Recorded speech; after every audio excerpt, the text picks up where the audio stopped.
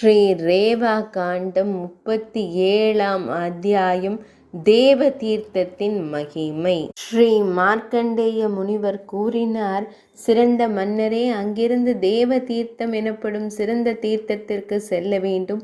அங்கு 33 தேவர்கள் புனித நீராடி பெரும் சித்தியை அடைந்தனர். யுதிஷ்டிர மன்னர் வினவினார், அன்பரே, அந்த சுரர்கள் அனைவரும் எவ்வாறு பெரும் சித்தியை அடைந்தனர்? அவர்கள் அனைவரும் வலிமை வாய்ந்த தானவர்களால் தோற்கடிக்கப்பட்டிருந்தார்களே. அந்த தீர்த்தத்தில் நீராடியதால் அவர்கள் எவ்வாறு மிக உயர்ந்த முக்தியை பெற்றனர்? மார்க்கண்டேய முனிவர் கூறினார், முற்காலத்தில் மன்னரே, ஒரு போரின் போது தேவேந்திரன் தேவர்களின் கூட்டத்துடன் பெரும் வலிமை வாய்ந்த கொடிய தைத்தியர்களின் படைகளால் தனது ராஜ்யத்திலிருந்து வெளியேற்றப்பட்டான். அவர்களது படை யானைகள், குதிரைகள் மற்றும் தேர் படைகளால் சிதறடிக்கப்பட்டது.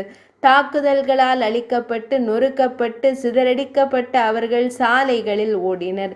ஜம்பன், நிஷும்பன், குக்ஷ்மாண்டன், குககன் மற்றும் பிறரால் தாக்கப்பட்ட அவர்கள் பயத்தால் நடுங்கி அனைவரும் பிரம்மதேவனை அணுகினர். அக்னியை தலைவராக கொண்ட தேவர்கள் பரமேஷ்டியான பிரம்மதேவரை வணங்கி இவ்வாறு விண்ணப்பித்தனர், மிகவும் மதிக்கப்படுபவரை, காணுங்கள், காணுங்கள். நாங்கள் தானவர்களால் துண்டு துண்டாக நொறுக்கப்பட்டு விட்டோம். எங்கள் புதல்வர்களையும் மனைவிகளையும் பிரிந்து விட்டோம். எனவே நாங்கள் உம்மிடம் அடைக்கலம் தேடி வந்துள்ளோம். தேவர்களின் தலைவரே, எல்லா உலகங்களிற்கும் தாத்தாவே, எங்களை காப்பாற்றுங்கள். சுரர்களின் தலைவரே, பரமேஸ்வரரே, உங்களை தவிர எங்களுக்கு வேறு புகலிடமில்லை. பிரம்மதேவர் கூறினார், தானவர்களை அழிப்பதற்காக நீங்கள் நர்மதை நதியின் கரையில் நிலை பெற்று அமைதியுடன் அந்த இடத்தில் தவம் செய்யுங்கள். தவமே மிகப்பெரிய பலம். வேறு எந்த நிவாரண வழியும் இல்லை. எல்லா பாவங்களையும் அழிக்கும் காரணமான ரேவையின் புண்ணிய நீரை தவிர வேறு மந்திரமோ சடங்கோ இல்லை. வறுமை, நோய், மரணம், சிறைவாசம் மற்றும் பிற துன்பங்கள் அனைத்தும் பாவங்களின் விளைவுகளே என்பது என் கருத்து.